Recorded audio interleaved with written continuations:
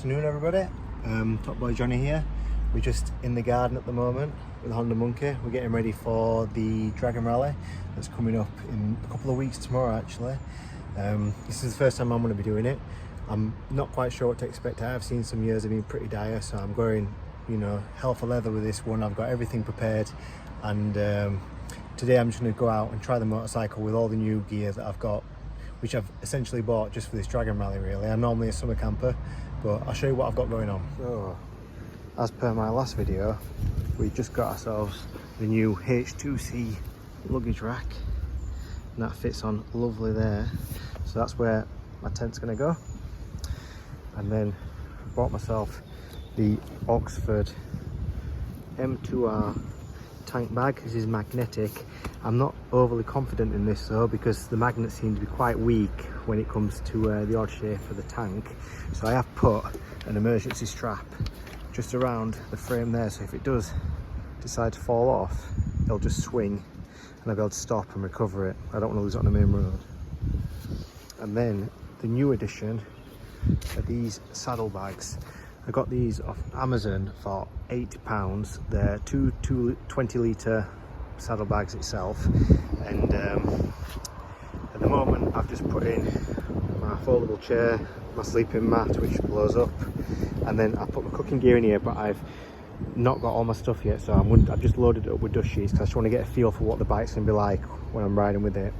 This essentially just straps to the luggage rack on the Honda Monkey. Now I have a few concerns that this Honda Monkey luggage rack isn't going to be strong enough to hold the weight of this. That's why I'm going for this test ride now.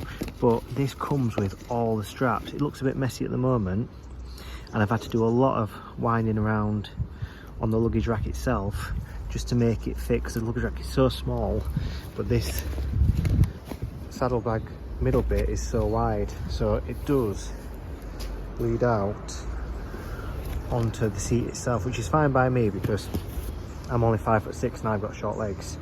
So that's all strapped down now the best I possibly can. These are high enough not to go into the wheels, and it's just going to rest on the shocks. I'm not sure if I'm going to have to make any adaptations to them. We'll find out later today. But the next thing is to put my other bag in the middle there. So let's do that. There she is, sports fans. There she is. This is the OG waterproof bag I've had for a few years now. These straps came with the new saddlebags, and they're quite good to be honest. You know, you can pull them quite tight. This connects from underneath the seat, so that's gone under that middle section of the saddlebags, and then to the back, that's connected there, and it's quite solid, as you can see. So we'll go wider. I'll show you. So then I can comfortably sit there with everything going on. Right, now we've got everything set up on the bike, which is right there. Let's get out on a little adventure, shall we? Well, the good news is everything's still there. It's still solid, the tent's still up there. I have noticed though, with the tent being on the front, it does add a lot of weight, 2.3 kilograms to be precise, to that front end of the bike. And with the forks being so small, I think it catches you a bit on surprise on curves and everything, because there's a lot more weight you've got to get used to, and you've got to compensate for that.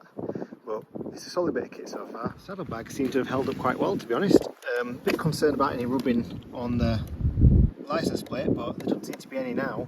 And when the bike's upright, I can't see there being a problem. I've just slackened that off, so let's tighten that one up. But the other bag is sitting firmly, no problems whatsoever. Could do with tightening it up maybe. But it's lasting in these hills. We're doing alright. Let's show you the hills again. What a beautiful Friday. I really feel for you if you sat in the office today, or if you're doing what I used to do, fitting boilers.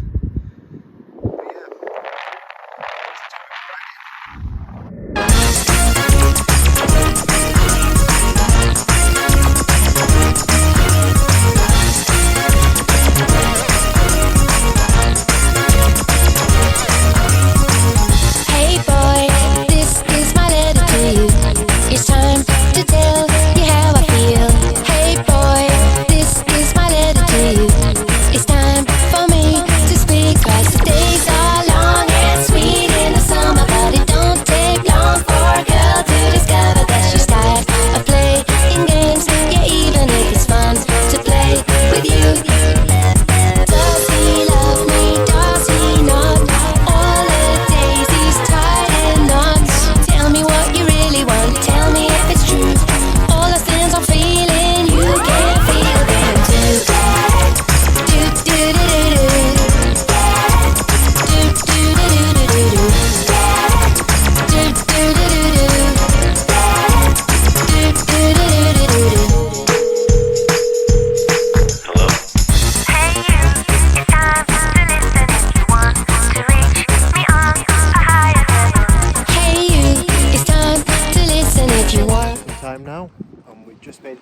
wheels.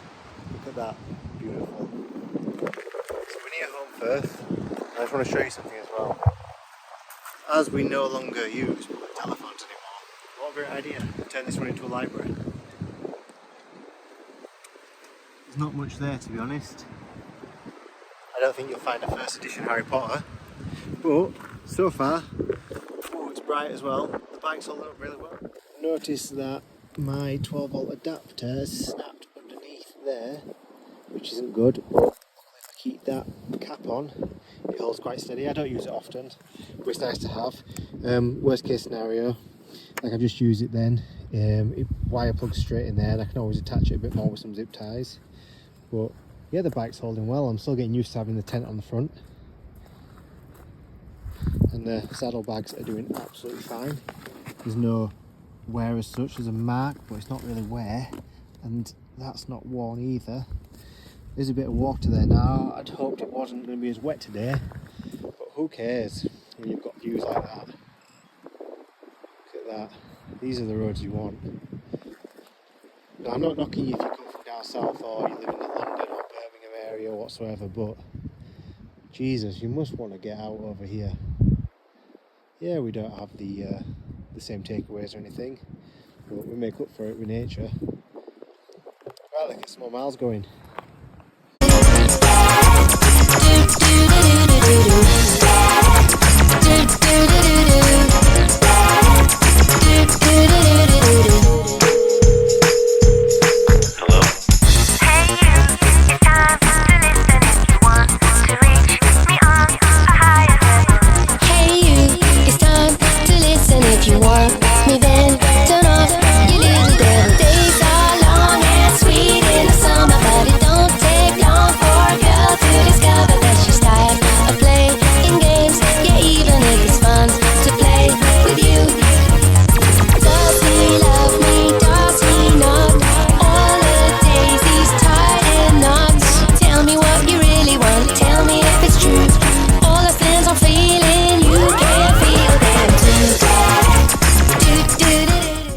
Back up in village just before we get ourselves home.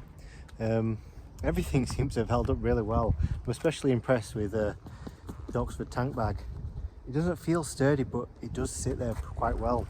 The tent's absolutely fine, and